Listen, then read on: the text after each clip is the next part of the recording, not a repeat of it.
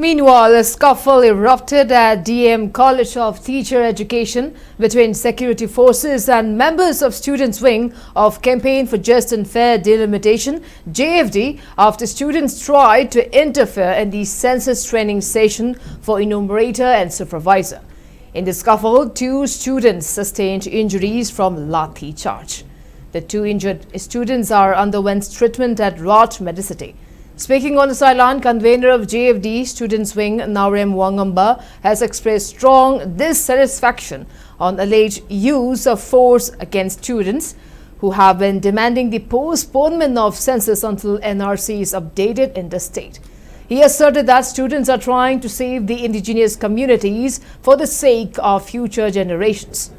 On the other hand, a volunteer of JFD Students' Wing, Karibam Reshma, stressed that people of Manipur and JFD have been demanding NRC update in the state before continuing with census exercise as the state faces uncertainties from influx of illegal immigrants.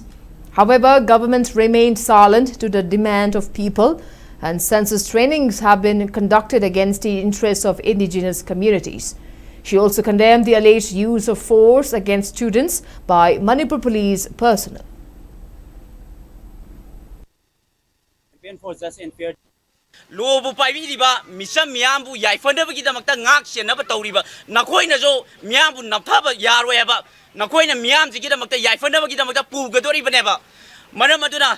Ngasi asok pa jida yauri ba jida daisi ari ba je dem university ki cultural secretary amane hai ba cultural secretary ama mairoi khunai gi damakta representative amana ngarang jo hai ba forum part ki anongsan na leiba Manipur Census Directorate of Census Operation da chathar gi matamda hospital da soeba sigumba mahiroi khunai ji gi oiba aikoi gi tungi mirol gi damakta aikoi khodi maki hak ki damakta ngasi talaba matamda university amagi representative amana so aba matamda dem science arts commerce hai ba dem university ki manung da chaliba amadi university ki satra khodi mang tumina leithok ba hai ba se nakhoi da jo hak matung tarapa generation da hak khongang na roi hai ni ga leiteba maram maduna ngasi Laiba student Kuribanga Tola Gangasi Nakoi Tingoda Batagadi Nakoi Aikoi Punamaki Tungi Mirogi Konga from this Mayek Sangra Gani Hypose Mediagi Tonga Tamjari Amadi Nasi Labak Miamna so Haiba Jeftina Lapoki Kongang Japuna support of Duna Tungi Mirose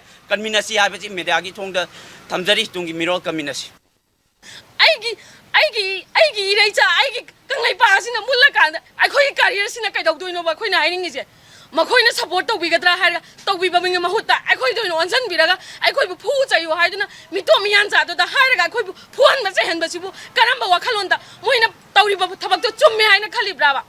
Adua Mapam do the Sataring Matamda. DMU University the Ladiba. Satra is now sing Lady Kudimana. I could not Tauriba Kunjangsida. Sarugabi Bagimahuta. Moyo in a manning Halaga later at Sakibaza.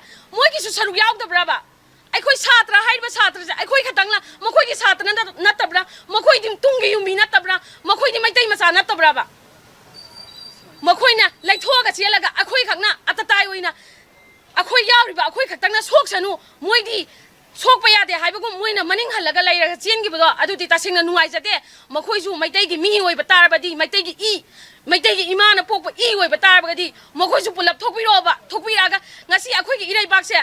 What kid out there? I could put season mang by the oil of a neighborhood.